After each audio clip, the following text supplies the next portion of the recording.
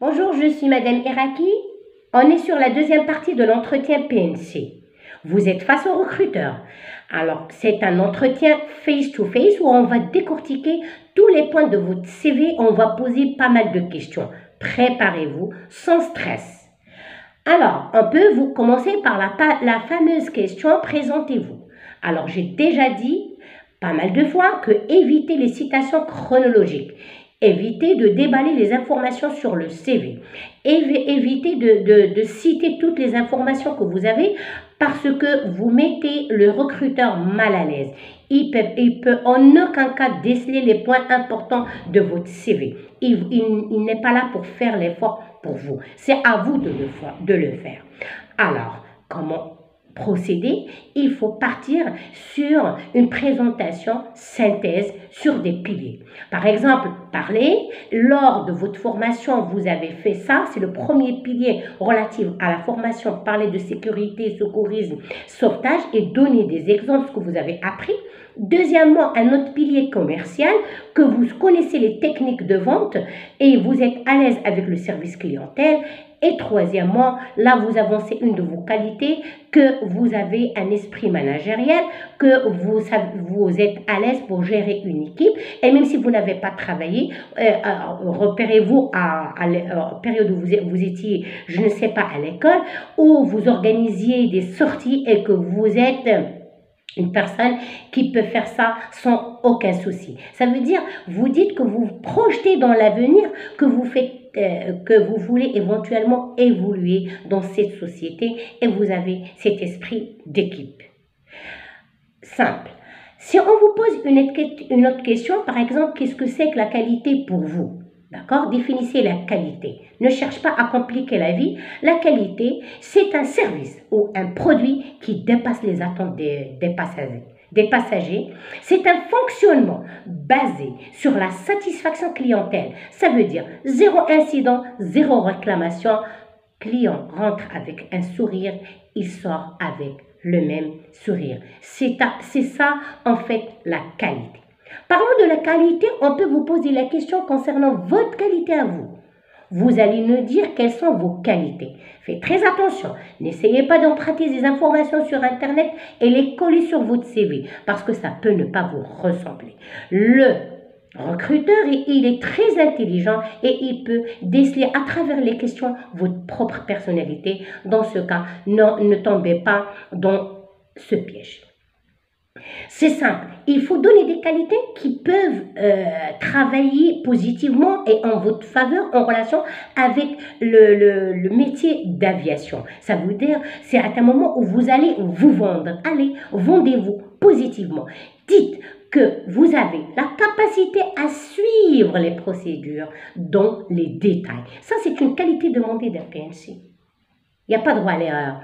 On peut dire que je suis à l'aise avec la clientèle, avec la démarche commerciale. Ça, c'est une qualité. D'accord? Vous ne stressez pas, vous bégayez pas quand vous allez proposer quelque chose. Vous pouvez le faire d'une façon à l'aise.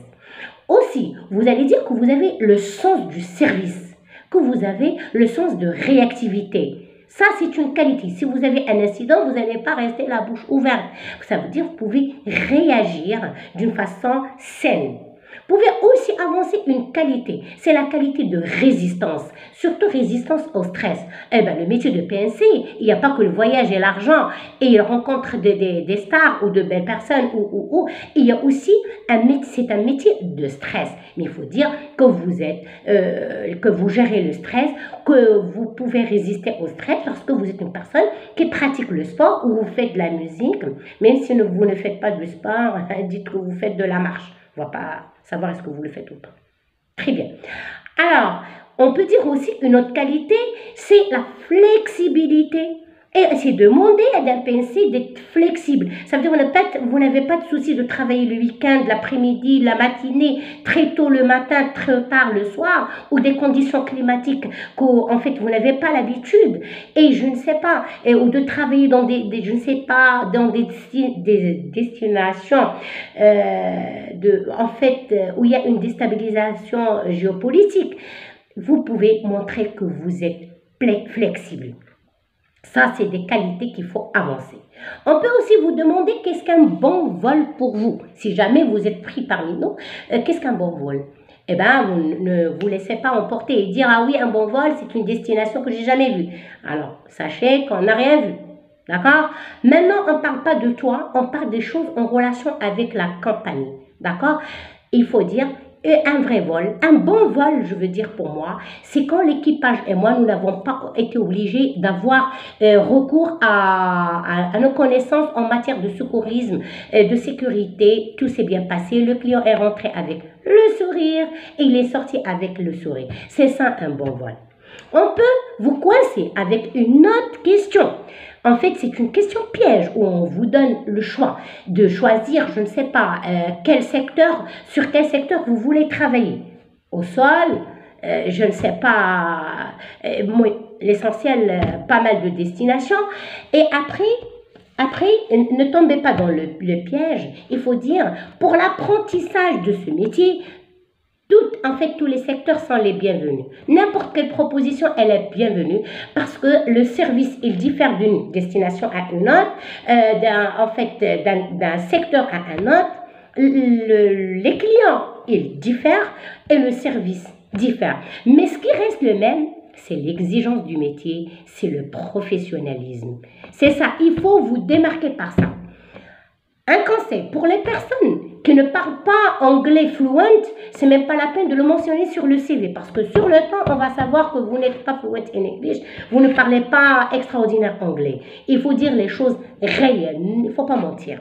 Mais pour les gens qui parlent anglais moyen, sachez que ce n'est pas un point faible. Au contraire, si vous parlez un français moyen et vous avez le sens de motivation, d'implication, de professionnalisme, que vous le montrez en entretien, sachez qu'on peut vous prendre. Et on peut, par exemple, écarter une personne parfaite en anglais qui manque de ce sens.